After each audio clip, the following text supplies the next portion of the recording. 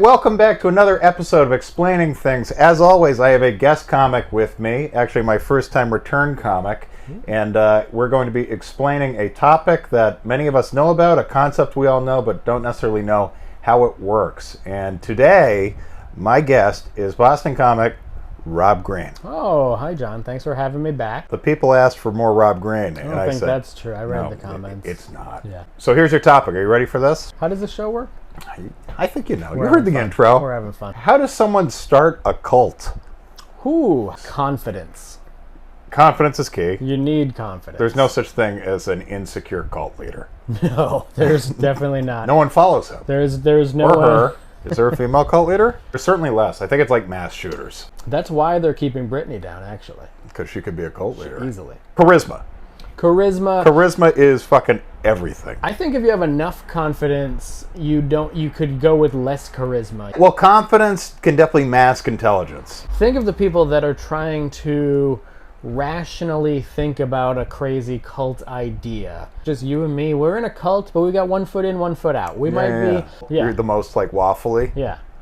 I think I tell the cult leader and we kill you. Fear does help with this, Fear doesn't is it? huge. Yeah. Everything is like to an extent a cult. Every religion starts with a couple fucking crazy guys, and you're like, get a couple- we're gonna follow him. A dozen disciples, let's call it. And then all of a sudden it's just like, all right, more people, and then like, this ball rolling. this is organized enough that we shouldn't pay taxes. So if you're a cult leader, so it all starts with, I'd say, a friend, you know? You could go with a friend. And then maybe you meet a couple other people, and it starts around maybe a dinner table, where you're just like, no, this is what's happening. This is how the government's fucking us. I think the first thing, podcast. But the problem is, depending on the motives of the cult. Like, obviously, Charles Manson couldn't have a podcast getting his ideas out there. Hey, let's kill Sharon Tate. That's what we're thinking next weekend. Anyone? Hello? 500 listeners out there? I see. Okay. A Patreon. Patreon. Absolutely. There we go. You're going to have some different tiers to this. Yeah. You want the Jim Jones level? Right. KKK is a cult, right? Wouldn't you say that's kind of... Definitely the costuming. Costumes are big.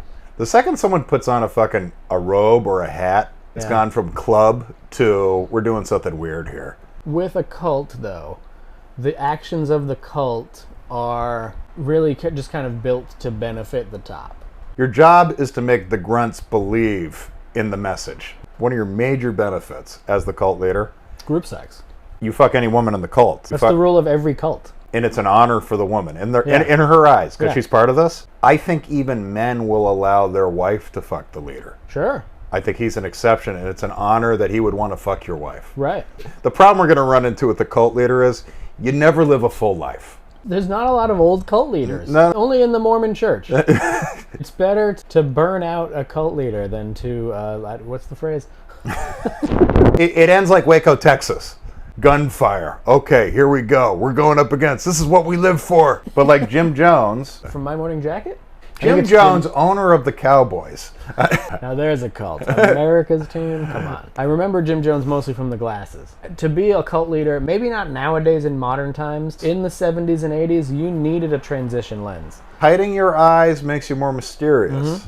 Charles Manson, 5'1". Yeah. 5'1". That's charisma. That is charisma. That's lead singer charisma. Have you ever met a 5'1" man? It's not even a man.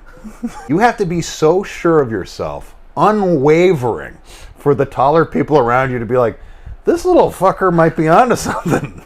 If you had to start a cult, I was like, hey, I'll kill your family if you don't start a cult. You had a real reason to try to do it. I mean, starting a cult starts with one. You've got to have one manipulative relationship with someone. You do, and you have to have a rock-solid foundation of ideas. That is very true. You can't owe what else. You need to get that one person on board. Yeah. But then how does it go from there? Hey, me and my man over there, we saw you over here. We think you're kind of cool. I think you have to find a group of people that are kind of adjacent to what you're trying to do. If you're trying to do something that's like anti-establishment, like maybe you do go to like a BLM rally or something like that, and you're like, okay, not only do we want to protest, but we want to do something more.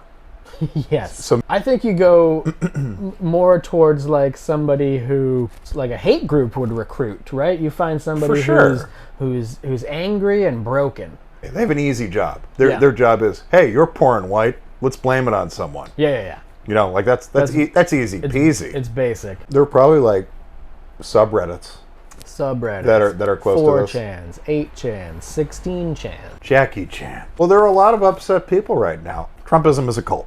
You know, like that's taking advantage of a populace right now that is discouraged. They're angry. It's sad too because that is doing it on such a grand but impersonal scale. It used to be, you hear about a cult and like, oh, 60 people died. It used to be personal. You used to know everybody's name. Yeah. If there's one thing I believe in for my cult is social media divides, and I think we're proving it right now. The cult members don't even know each other anymore. It's sad. I don't think we're going to get any better than that. I don't think I've answered anything either. I think we're kind of like in the same place we are at the end of every one of these episodes, which is we've learned nothing, and we had a mild amount of fun, right? It was good. Yeah, all right. I like a shoulder shrug. Rob Greene. Oh, thanks, bud. Thanks for joining me. Sure. Bye, guys.